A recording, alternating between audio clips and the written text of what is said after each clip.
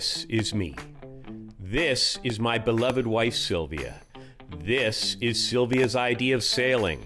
This is my dream of sailing and my hope of circumnavigating the globe as a retirement project in 2029. This is Sylvia's reaction to that idea. What? You got a quest? I am on a 6-year quest to convince Sylvia that a circumnavigation is a wonderful adventure, but the clock is ticking, so join me as I search for the perfect yacht that Sylvia will love, and get all your ladies to subscribe and cheer Sylvia on in the comments.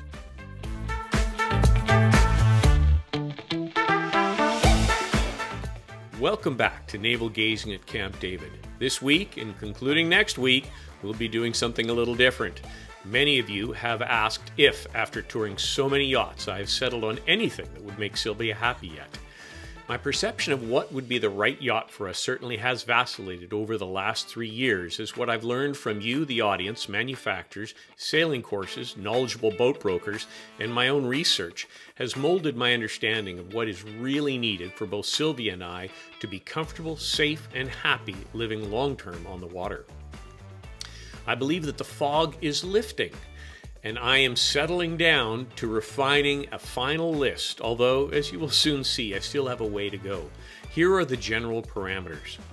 As with many of us, price must be the first filter. In my case, with a few rare exceptions, this means that I will be looking at pre-owned yachts. My current target is no more than $1 million, including refit and outfitting. For a refit budget, I am looking at $250,000 for boats more than 10 years old, $150,000 for 5 to 10, and $50,000 for 2 to 5 years old.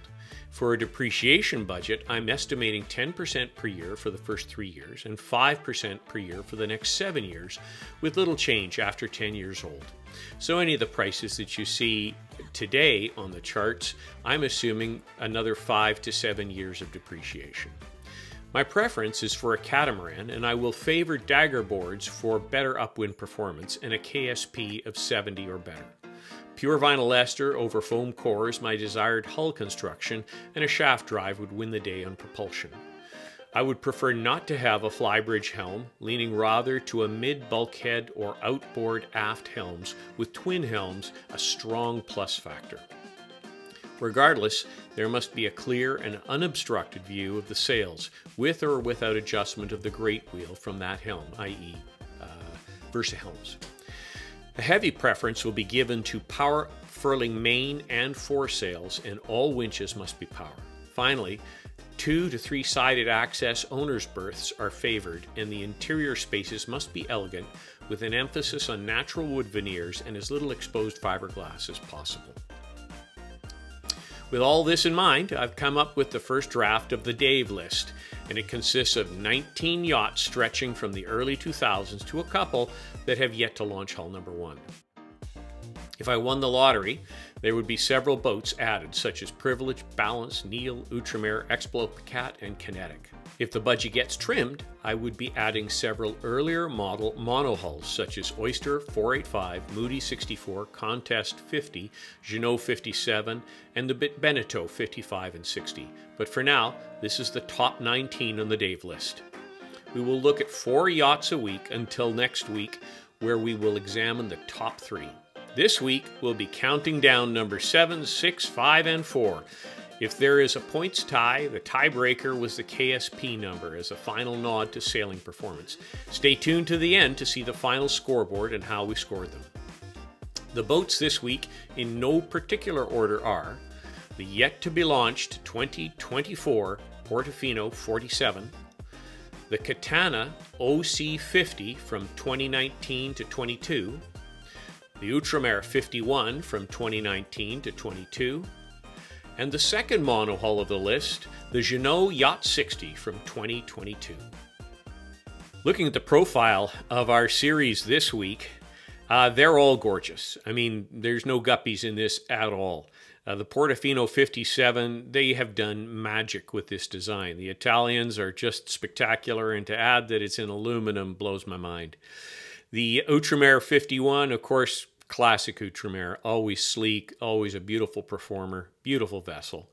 The 50 OC from Catana. This is one of their very recent boats, and a bit of an avant-garde style with, instead of the normal aft exposed dual helms, they've got a central bulkhead mounted sheltered helm, once you've got the bimini in over the helm part.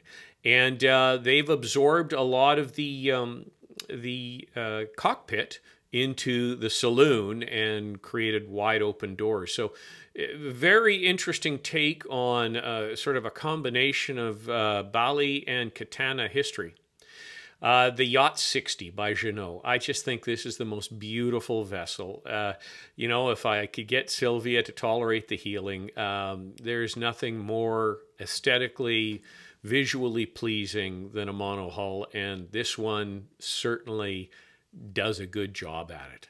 Okay, hopping down onto the deck. We'll start over at the Yacht 60. Of course, massive forward deck area. They also have poles and a shade as an option with factory sun pads up there. You've got the hard top with the retractable bimini there in the aft, and then a very nice spray hood covering a massive, beautiful cockpit area. So overall, you've just got gobs of space, and then of course you have the swim platform at the back and the garage, and on and on and on. The beauty, of course, of a monohull is nobody argues with the fact that you've got a forward and an aft bow and stern thruster, and a power furling main, and in this case, power furling foresails. It seems to be given. It's okay. Somehow that is heresy in the catamaran world, just because you've got two separated aft engines, which, of course, don't help you much if you want to go sideways into a dock, but there you go. The 50 OC, very, very nice in that you still retain something of an aft cockpit with a built-in barbecue, forward-facing aft settee, but you have huge doors that open up and allow the aft cockpit area to be used as part of the saloon, creating a very comfortable living area if you don't mind losing your aft cockpit. Forward, they have factory cushions just forward of the cabin top that provide, I wouldn't call it a faux, it's less than a faux front cockpit. So you got the Leopard that has a real cockpit. You've got faux front cockpits with FP and Lagoon, and then you have this, which is less than a faux front cockpit, but it's pretty cool. Lots of space for solar on the roof. And as usual, no hatches in the side decks. The Outremer 51, lovely classic vessel, of course, replaced now with the 52, which is even lovelier.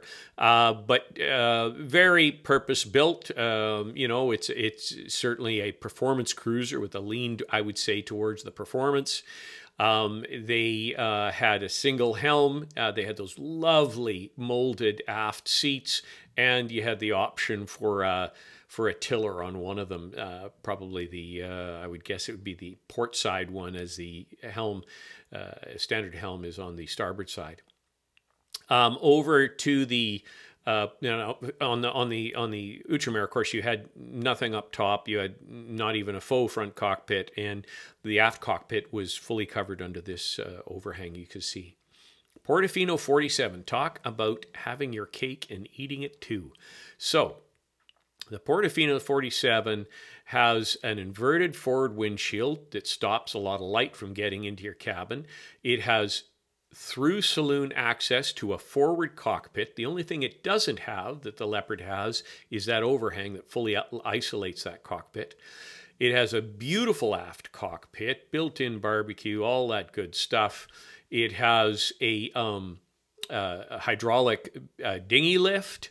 It has a mid bulkhead. No, sorry. This version has a full flybridge with a fly lounge. I believe right now, given what the Barefoot Doctors have done on the 52, that you could probably get a mid bulkhead mounted helm on the 47 as well, leaving you with the fly lounge up top.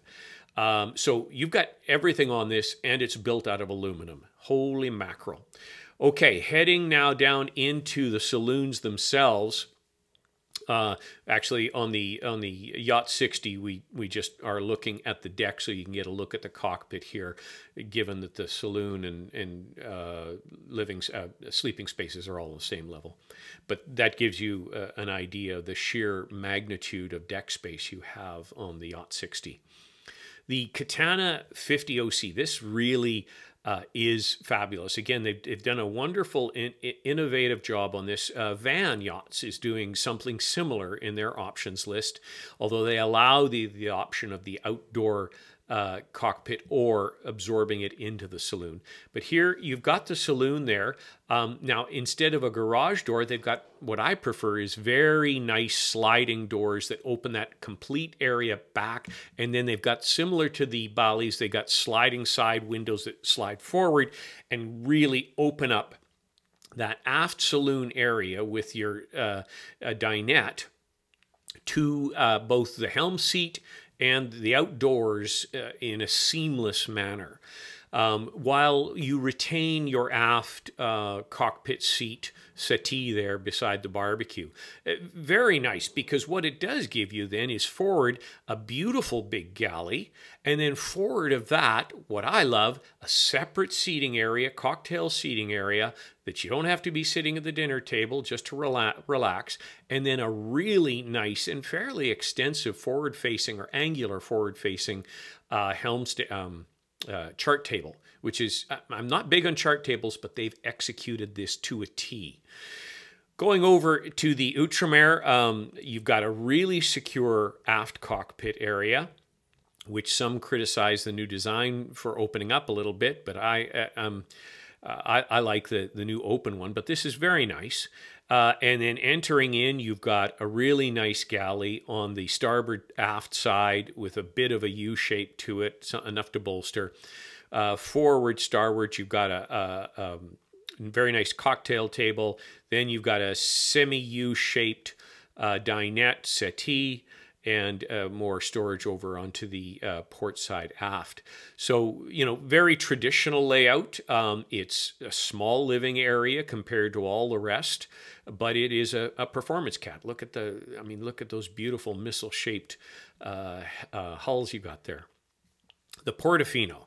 Again, this is the pièce de résistance. You've got aft, you've got your beautiful dinghy lift. And one of the things there, you can see the sort of that island settee. You've also got integrated into that your barbecue area. You got a huge cockpit area, tons of space, lots of sitting area. You move into the salon, and wow, it's just gorgeous. You've got a nice island kitchen area there with lots of places to bolster, a very nice L-shaped settee. They don't have a separate eating area, but I mean, they do have I believe a chart table there. So it's gorgeous, and the way it's finished. We'll look at some new renders they've got on the site. It's tremendous. Now, what is really tremendous is that door out to the front cockpit, and a really extensive front cockpit, even larger than the Leopard. Really, really nicely done. Okay, hopping down into the accommodations, we'll start over at the Portofino 47. And here on the port side, in the owner's hull, they've done exactly what I suggested Leopard should do, and they have gone with a three-side access, a thwartship forward berth that also gives you a lovely closet even further forward of that, settee, massive head, bathroom, closet, shower, and then the real kicker, access straight out onto the sugar scoop. I mean, there is your wet room built in, because your head is aft, and so you don't have to traipse wet clothing through your saloon. You've got a wet room, which is your head, right in the aft with full access to the aft sugar scoop. Over on the starboard side, you've got your VIP suite in the aft, and then you've got a bunk room up forward. Very nicely laid out. The 51 on the Outremer side, these are butt scoot beds no matter what you do, but you know, nicely done. And then you've got relatively small forward berths in each hull. The 50 OC, really a neat job and very Katana in everything, right from, you know, sort of the two-side access owner's berth. So you can see that the berth is pushed over to the starboard wall of that hull, leaving some access around the port side of the berth. So you've got two-side, foot and port side. And a really, really nice owner's suite with a beautiful head and shower and lots of space, and then storage out the yin-yang. You can see in the forward section of that hull, you can have a full workshop if you want to, but I mean, massive storage available. On the port hull, the traditional split twins in the aft, very nicely done. And then you've got a forward-facing sort of double up in the forepeak there. Really nicely executed. The Yacht 60, really fantastic. It is, you know, it's not my my oyster layout, but next best thing. So they have managed to bury in there a tender garage, so your tender's safe, while still giving your head the impression of a full beam master suite in the aft. Although, you know, your bed is tucked in there beside the tender garage, when you walk in, you get the sense of the full beam and a tiny little settee over to the port side. It's really elegant. Into the saloon, very large. And again, there are 50 ways from Sunday to configure this. You'll have the U-shaped dinette on the port side with a table that's remarkably convertible. And then on the starboard side, you can have freestanding easy chairs. You can have a built-in settee. You can have a settee and a chart table. You can have a settee and a bunk room. And then going forward, you've got your forward galley, which I really like. It's a beautiful galley. And then forward of that, you've got the convertible twin rooms there with double or queen size beds there and matching heads with a door in the back of or in the front of the starboard or the port head into the forepeak, which can either be full storage, massive storage, or a beautiful crew quarters. Now that, again, the forward section here can go from your two doubles. It has a wall that disappears that allows it to be fully open, or you can replace that whole area, including the heads, with another master suite.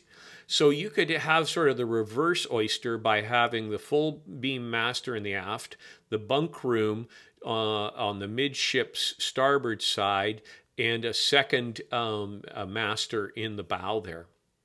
Anyways, obviously a lot of things you can do there. Okay, let us look at the numbers here. We are looking, we're going to ignore the top line because, again, there's so many variables in that top line right now. We've already talked about the depreciation we're assuming. We've talked about the refits we're assuming, at what age we assume them, and how that impacts the base price of whatever vessel we're purchasing. So looking across the top line here as far as length goes, the longest one is the Jeanneau 60. Obviously, it's a mono hull and it's 60 feet. The Katana 50 OC is 51.67 feet. The Outremer just behind that at 51.3 feet, and the Portofino 47 at 51 feet. The beam on these, your widest beam is the Portofino at 27 feet. So think about that. That's a lot of living space. Then you've got the Katana at 25.69, and you've got the Outremer at 24.8. And then the Jeanneau at 17.1, a very beamy boat. Of course, that beam carries all the way aft. On draft, now we are finally getting into a daggerboard cat here. So you've got the least draft here is, oh, actually there's two daggerboard cats. You've got the Outremer and the Katana. Least draft, the minimum draft is the Outremer at 3.1 feet, followed by the Katana with boards up at 3.83 feet, followed by the Portofino 47 at 4.3 feet with its mini keels, and the Jeanneau monohull at 8.3 feet. Yeah, that limits some of the bays you're going to get into. As far as displacement goes, obviously the Jeanneau is the heaviest at 44,500 pounds, or 20.2 metric tons. But between the three cats, the lightest is the Outremer at 11.2 tons, or 24,700 pounds, followed by the Katana at 14.5 tons, or 29,000 pounds, followed by the Portofino 47 at 15 tons and 33,100 pounds. Sorry, my dog Ramsey is barking in the background. Something has got him all riled up. Payload capacity, I found for 3 out of the 4. And in that, it is the Katana that has the best payload capacity at 5 tons, or 11,000 pounds, followed by the Outremer at 2,900 kilograms, or 2.9 tons, and 6,400 pounds. Upwind sail area, among them, we are looking at the Katana, which is quite the beast at 1,657 square feet. Interestingly enough, the Jeanneau and Outremer are about the same square footage at 1,410. And then the Portofino is in second place at 1,500 square feet. As far as tankage capacity goes, it's the Katana at 800 and 800, fuel and water respectively, followed by the Outremer at 500, 540, and 430. Then it's the Portofino at 440 and 550, and finally the Jeanneau at 318 and 380. Okay, hopping into some of the more technical details here. Again, you got to talk to your brokers and manufacturers and get them to reveal these important points of data. Balance is the only one that does it right across the board. Here, really the only data point I could get was the Katana's fridge capacity, which is quite good because they have a large upright freezer and fridge, much like an American fridge freezer. 267 liters, or 70 gallons, 9.4 cubic feet of space in the fridge, and 98 liters in the freezer, or 26 gallons, 3.5 square feet. Very, very good, especially in a performance cruising catamaran. As far as the hulls goes, of course, it is the Portofino that wins. It's aluminum. It'll bend. It won't penetrate. I mean, it could penetrate if you really hit it, but in an equivalent environment with a fiberglass hull, the aluminum will bend. The fiberglass hull will break or shatter, and if it's carbon, it'll just straight shatter. The next best one is the Katana, and they have maintained their tradition of e-glass, carbon fiber, Kevlar in reinforcement areas, and pure vinyl ester resin on a foam core. So hats off to them. Outremer uses, I believe, a vinyl ester outer layer, polyester inner layer, carbon fiber reinforcements, foam core. And Jeanneau uses monolithic laminate with Kevlar reinforcements below the waterline and a balsa and polyester fiberglass sandwich construction above the waterline. So Portofino first, Katana second, Outremer third, and Jeanneau fourth. Okay, performance-wise, how do we look at these? Sail area to displacement, or the indicator of power. The winner here is the Katana at 28, followed by Outremer at 26.5, Portofino at 22, and the Jeanneau at 18. Displacement to hull length at the waterline, or heaviness. Here it's the lowest number wins, and that's the Outremer at 81.7, followed by the Catana at 108.8, the Jeanneau at 119, and the Portofino at 135. Finally, the KSP, or this theoretical comparative of speed at 10 knots under who knows what conditions, but basically it just sort of gives you a comparative on catamarans. The leader is the Outremer at 86 or 86% of wind speed, then Catana at 84, and Portofino at 71. Now, Portofino, anything above 70 is not bad, especially given this is a incredibly comfortable full aluminum yacht, Catamaran in all but performance. Catana, again, at 0.84, especially with dagger boards, man, you've got the best of everything there. You're sacrificing your aft cockpit. You don't really have a forward cockpit, but your interior space is fantastic. And the Outremer, of course, classic performance cruising catamaran, and amazing performance numbers there. The Jeanneau, of course, is a monohull, so we can't look at KSP, and it has a Bruce number of 1.1. If you're enjoying the content, please take a moment to hit the subscribe button. Then share the channel with a couple of friends and hit the like button. It's free and really helps the channel. You can also join our crew on Patreon, where you can enjoy ad-free viewing as well as downloads of the Excel specification and PowerPoint layout comparisons while helping the channel for a few bucks a month. You can find a link to the Naval Gazing at Camp David Patreon channel in the description below, where you can also click to receive our free ebook and information on some really cool virtual sailing training. And speaking of cool, my friends at CatamaranShow.com have developed an amazing website and database of every contemporary catamaran available and scheduled to be launched that allows you to do selectable, in-depth comparisons of 3 cats at a time. They're also working on an incredible virtual tour and on-the-fly configurator that provides the option of fully immersive virtual reality with the appropriate 3D goggles. This is an incredible resource for anyone considering a new catamaran purchase.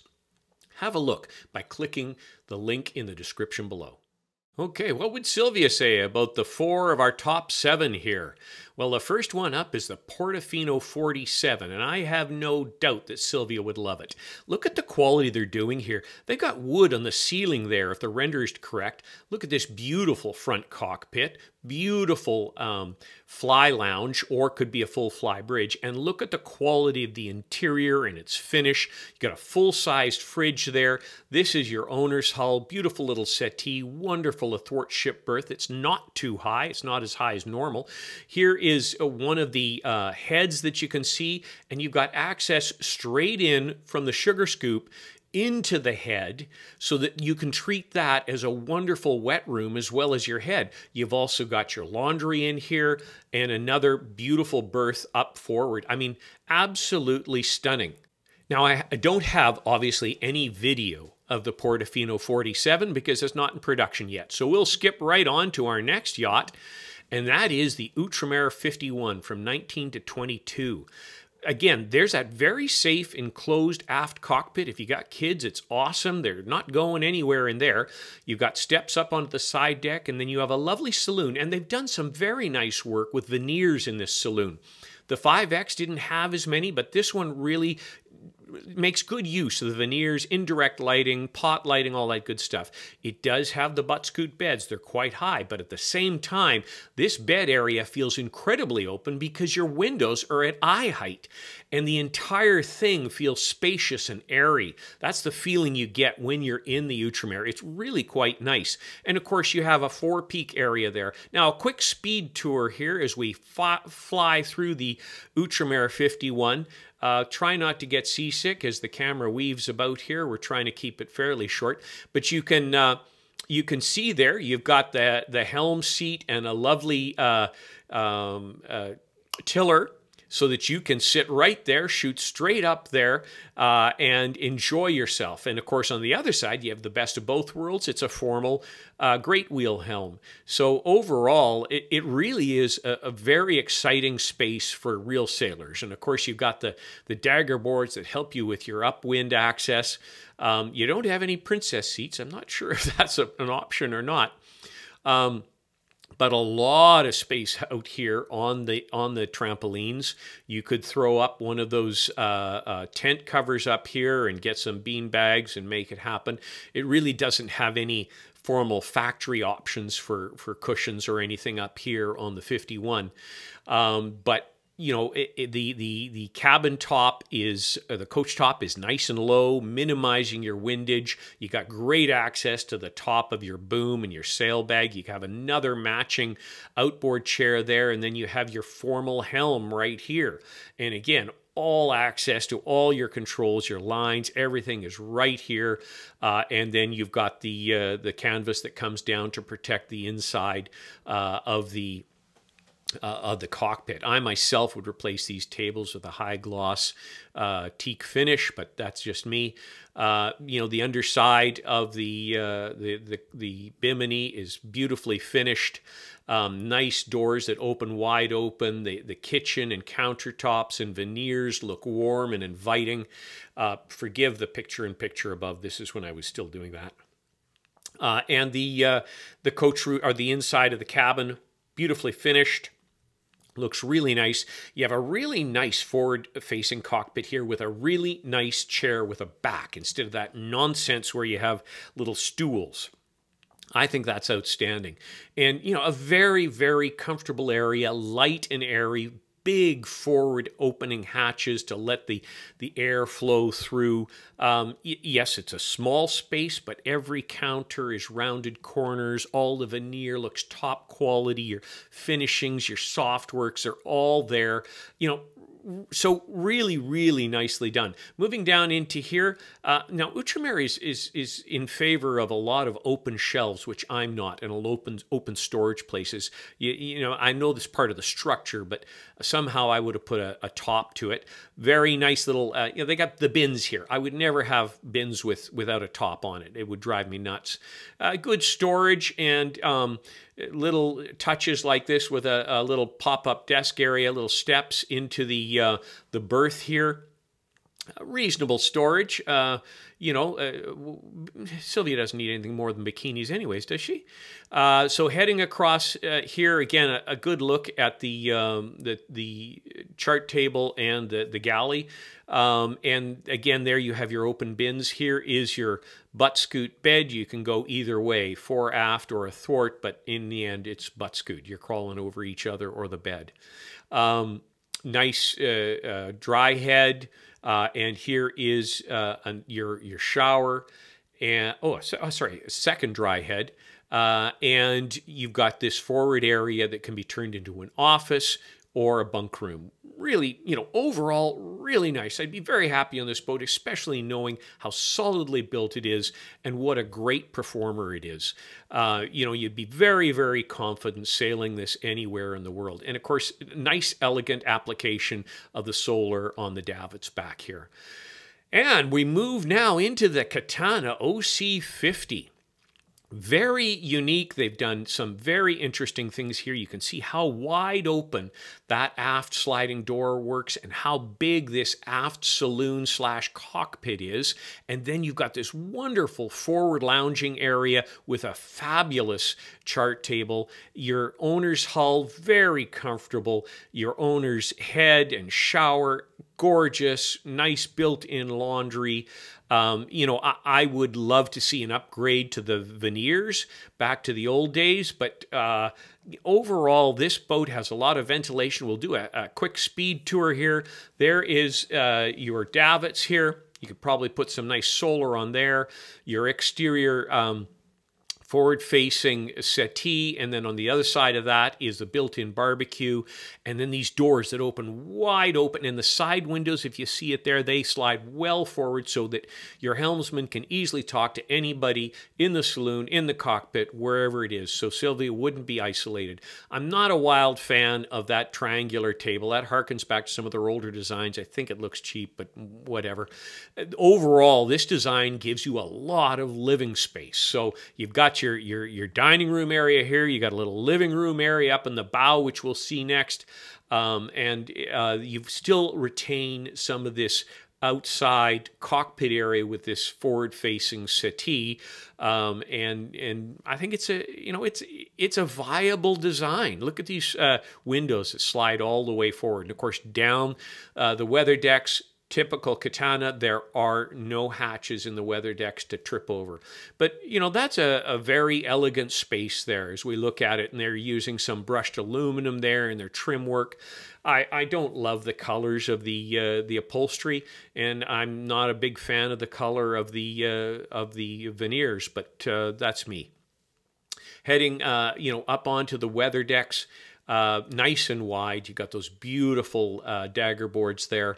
And we've got lots of space for solar up here or a sun pad. And of course, you have easy access to the top of that sail bag, which if you get into trouble, it's really nice to be able to just simply reach up there as opposed to balancing on top of a flybridge bimini. Big dagger boards, and the gentleman from Katana showed some of the innovation they've done in the way those are housed. Nice front princess seats, which I think is great. And here's their variation on a faux front cockpit, which, is not bad. It gives you a nice, factory cushions and a very comfortable space to sit there. And if you open up a couple of those windows in the front of the cockpit, you're easily within drink handing range of the cook there. It's good. Now, looking down into the stowage on this vessel. This is what blew my mind. This thing almost has, the stowage of a Neil 52. It really is something. This is one side, and then there's the other side, which is even bigger. It's really very spectacular. And of course, remember, this is a full vinyl ester hull, reinforced with Kevlar. This is a very, very solid, high quality build. The look of it is a little avant-garde, but I think it's nice. You got nice steps there up onto the cabin top. In a very comfortable lounging space and huge wide decks as you come back. Nice little teak trim and a really great helm and winch management area here. You can even see the pad on the back of the helm or on the front of the helm station for the winch handlers if you have separate winch handlers. And nice high quality things like the teak flooring there. It really looks super elegant and adds a real flair to this vessel. And then these sliding doors, I prefer them quite honestly to the garage door if you can get them to open up like they have here. I think they have done a really wonderful job. And again, you've got TVs that retract in, you've got refrigerators there, you've got a table that folds out, the windows slide in and pocket away so you're not looking at them at all. Full communication with the helmsman. There's not a lot to dislike about this vessel. And then you've got this beautiful forward lounging space, cocktail space, up a step so it separates. You could throw a little carpet down there and make it feel that much more elegant. And a very nice galley and a tremendous chart table over there with the nav station with a built-in chair the way it should be, just like Outremer does it. Nothing to complain about on this galley. So, overall for a live aboard, there's a lot to be said about this Katana. There really is. And, you know, being built by Katana, being a pure vinyl ester vessel, you know, you've got a generational boat here that's actually going to last. Look at the size of that refrigerator. So, you know, really cool. And by the way, I wish I could swivel back there. Those front windows, they open up fully. So, I mean, you could practically crawl through them out onto the forward deck. They're really quite something. Very reminiscent of the HH-44, if you've been watching Gone with the Winds and their experience on the first few months on their boat. Those are really quite something, and I'm not sure why they haven't been pointed out as much as you know, the HH has. Heading down into the hull, there's, you know, your daggerboard case is very nicely hidden there. It really isn't intrusive, nicely enclosed in that storage pod there. And going forward, look at the size of these windows. Again, they're huge, nice and airy. You've got easy two-side full access to this owner's berth. You know, really, really nice to be making the bed in, easy access around. You're still going to have to butt scoot if you're the guy or the lady on the inside, but, you know, really, really well done. And then moving up into this beautiful, beautiful heads compartment. I mean, the windows are absolutely ginormous. You have a little settee. You even have a warm toweling rack reminiscent of an oyster approach. There is, you know, really nothing to complain about here other than I'm not a fan of their light blue upholstery and the veneers. I'd love a more ML walnut veneer option if there was one available. There again is that incredible refrigerator. It's really, really something spectacular. And then you've got your passenger's compartment here. In this configuration, you've got a double. You could have a twin back here if you wished. Two twins, sorry. And again, massive amounts of window space and storage. And here in the bow, they've got the bunk area. But you've got a beautiful separate heads and shower compartment, beautifully built around the daggerboard case. So that it really doesn't bother you in any way, shape, or form. And then here is your separate shower. And it in itself has a sink as well. So and a lot of use of big mirrors to really open this up. You know, the more I look at this, the more I like this boat. This front area, of course, could be converted into an office area, something similar to that. Lovely little settee there. But as far as bunks goes, I mean, you really can't complain about this. You got great light and ventilation in there. I mean, there is literally, it's such a livable vessel that you could happily see yourself spending time on here. I know Sylvia would like this for sure. You know, she's not as partial to the outdoor cockpit in the aft as I am. Okay, finally, moving to our Jeanneau Yacht 60. And of course, this has just a beautiful aft area with a swim platform, the pop-up barbecue, masses of space in the cockpit, fully covered with the hard top with a retractable bimini. And then you get downstairs into this, there's light and air, top, sides, down the hulls, beautiful galley area, massive fridge there. And here is that aft full beam ensuite, or master, and then the forward full beam master. And then this is the variation on the forward with the twin rooms that can be split. Okay, quick speed tour. And this was a lovely day in Miami. And there's the aft with the little sort of drawbridge thing that can pop down and then matches up, of course, with the gate for your garage. And then back here under that cushion is your barbecue. You got wonderful visibility. All you do is step slightly outside that hardtop bimini and you have fabulous clear visibility of the sails. And then these the cockpit is gorgeous. The helms are beautiful. Your dashboards are fantastic. The way this barbecue is isolated with a little sink and outlets and everything that you would possibly want, and then converts back into more lounging space. Cup holders are embedded here. The tables go up and down electrically and can turn into giant sun pads. This configuration, they had the factory carpet in it, which was wonderful. You have a nice little electrical area there. There's your table and dinette, and then your separate club chairs in this configuration. And here we are down into the galley, and this has the twin forward cabin config. If you go with the master cabin up forward, you get rid of one of these doors and spread out your kitchen even more.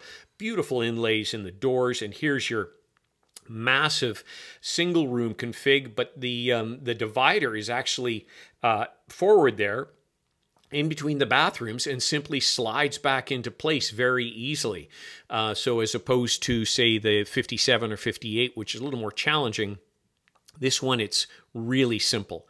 And here are your forward heads, compartments, nice ventilation up top. And this, your forward head compartment with the door into the forepeak, which I really, really do like. In this case, it's outfitted as a captain's crew quarters. Or no, maybe this one wasn't. But anyways, it can be configured out for a crew quarter. Anyways, you can see, I hope you see why I love this vessel. There's your built-in wine fridge, and so much light. Gone are the days where you walked into a dungeon or a cave when you came back into a monohull. And here is your aft full beam, pseudo full beam master. Your bed slips back beside the tender garage, and then your cabin spreads out sideways as you come forward. You got a beautiful little settee. For some reason, I never went into the head, but it is a very, very nice head. And there's me sitting there to give you some perspective. It really is a remarkable layout in that I didn't miss the full beam aft cabin of the 65. Anyways, now on to the new Dave score. How did they all do? Heading to number 7 of the group, it is the Jeanneau Yacht 60. And then number 6, the Katana 50 OC. Number 5, the Outremer 51. And number 4, the top of this group of 4, and number 4 out of 19 is the Portofino 47, yet to be launched. So, as I mentioned, interior living means anything to do with the interior. It's elegance, it's ergonomics, it's comfort, it's space, all of that wrapped into one category out of 10, interior living. And in this case, it's the Jeanneau Yacht 60 and the Portofino 47 that got the top of the pile. They got 8 out of 10. Then next up is the Katana at 7 and the Outremer at 6. Exterior living, again, all that elegance, all that space, all that comfort. By far, it's the Portofino 47 at 9 out of 10. Then it's the Jeanneau Yacht 60 at 7 out of 10 with, I mean, all of that exterior cockpit space, the retractable bimini, all of that good stuff. And then the Katana and the Outremer both at 6. Although you could argue the Katana is a tad above that based on the factory cushions you get for the foredeck. But again, the Outremer has an outdoor cockpit in the aft. Light Air's performance, of course, it is our 2 daggerboard catamarans that have it at 8 out of 10. And then it's the Portofino at 7 with mini keels. Now, having said that, you can get retractable center boards on the 47, but you sacrifice your sugar scoop access from your bathroom. And then the Jeanneau Yacht 60 at 5 out of 10. Upwind performance, it's the Outremer and Katanas at 9 out of 10 and the Yacht 60 at 9 out of 10, although it probably won't go as fast as the catamarans, but anyways, they're all 9 out of 10. And the Portofino 47, 6 out of 10 with his mini keels. Helm position. It's the Jeanneau Yacht 60 with 9 out of 10. I love dual helms. I love dual aft helms. And in this case, you have the best of every world in that you have that hard top, but you can easily step out from it and see your sails perfectly. You can slide back your convertible top and see them better. Fantastic helm position. Next is the Outremer. Absolutely gorgeous. You've got that mid helm bulkhead on the starboard side, and you've got the 2 molded chairs on either aft hull with your carbon oh God, why can't I think of it now? Anyways, you know what I'm talking about. The carbon stick that you steer the thing with. Rudder? No. Brain fart. And then the Portofino 47 with 7 out of 10 on the helm position. In this case, because we were looking at the flybridge. Quality. I'm going to give, you know, the Portofino a 9 out of 10 right now in advance of its launch. It does look like it's going to be a high quality vessel with the aluminum, but that's all subject to launch. Outremer and Katana, both 8 out of 10. We'll give the Jeanneau a 7 out of 10. I mean, the hull's not what the others are. Okay, so that's 7, 6, 5, and 4. Next week, we've got the top 3, but I do hope you're enjoying seeing these vessels, some of them again, some of them for the first time, considering used vessels, older vessels. I would love to hear your commentary in the comments section, your thoughts on the technical viability of my thoughts on these vessels, your disagreement with their placement or their scoring. Let's have a conversation down below and see what we can come up with. Thanks so much. We'll see you next week. Cheers.